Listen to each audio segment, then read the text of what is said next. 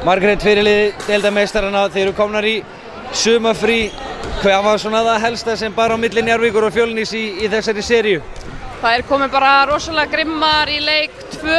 Við komum rosalega vel tilbúin í leik 1 og svo bara voru yfir í öllum þáttum einhvern veginn og sérstaklega í síðasta leik byrjuðu svakalega sterkt en við jöfnuðum þeirra intensity í seinna hálfleik en við vorum bara búin að grafa okkur svo djúpa hóli þá og í dag þá erum við að berjast svakalega vel í fyrri og meira hlutan á seinni nema bara búum okkur aftur til svolítið gröf og svo bara förum við svolítið að skjálfa í skotunum og svona ekki kannski beint panika en það fór kannski ekki alveg onni.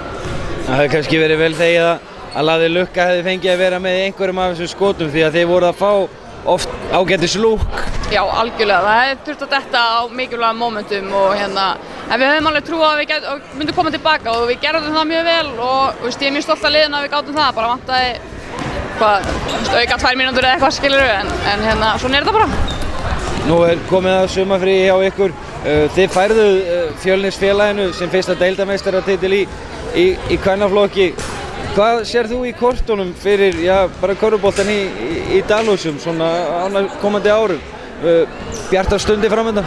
Já, ég meina, eins og ég sagði í viðtali áður, ég kom inn í félagið og það var ekki búin að vinna eitt leik, skilurðu, og við vinnum eitt leik í fyrstu deild og svo erum við bara búin að vinna upp frá því og við erum alltaf á uppleið og félagið líka og yngri flokkarnir okkar eru frábærir og þær eru einmitt að koma, ég kom fyrst í félagið, þá er ég að þjálfa stelpurnar sem eru núna að stíga sem fyrst skrifið í meistaraflokki, skilurðu, þannig að maður á eitthvað í þeim og ég veit að þær munu stíga á næsta level á næsta ári og þegar þær eru búin að finna smjörþegin á þessu og fá reynsluna með eldri á þessu ári sérstaklega, þannig að þetta bara byrjunin á einhverju frábæru held ég.